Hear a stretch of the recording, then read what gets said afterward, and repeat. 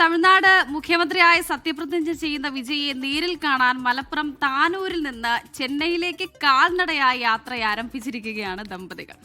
വിജയ് കഥാപാത്രങ്ങളുടെ കടുത്ത ആരാധകരായ ദമ്പതികൾ സത്യപ്രതിജ്ഞയ്ക്ക് മുൻപ് ചെന്നൈയിലെത്തി വിജയെ കാണാനുള്ള പരിശ്രമത്തിലാണ്. ആ ദമ്പതികളുടെ പരിശ്രമം വിജയിക്കുമില്ലേ, ഏതായാലും ഒരു വല്ലാത്ത ആരാധനയാണെന്ന് മനസ്സിലാവും. ആ കാൽനട യാത്രയിലേക്കാണ്.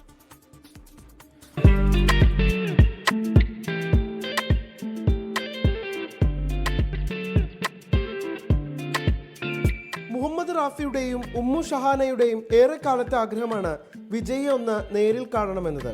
തെരഞ്ഞെടുപ്പിൽ വിജയിച്ച് തമിഴ്നാട്ടിൽ മുഖ്യമന്ത്രിയാകാനുള്ള സാഹചര്യം കൂടി തെളിഞ്ഞതോടെ പിന്നെ കണ്ടേ മതിയാകൂ എന്ന നിലപാടിലേക്കെത്തി.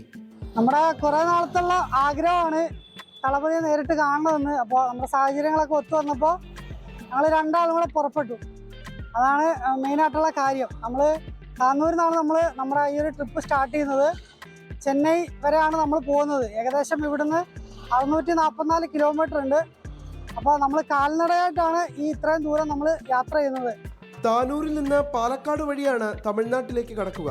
ചെന്നൈയിലെത്തിയാൽ കാണാനാകുമോ എന്ന് ഉറപ്പില്ല. എന്നാലും പരമാവധി ശ്രമങ്ങൾ നടത്താനാണ് ഇരുവരുടെയും തീരുമാനം. 24 മലപ്പുറം. അപ്പോൾ എന്തായാലും ആ ദമ്പതികളുടെ ശ്രമം വിജയകരമാകട്ടെ, വിജയെ കാണാനാവട്ടെ.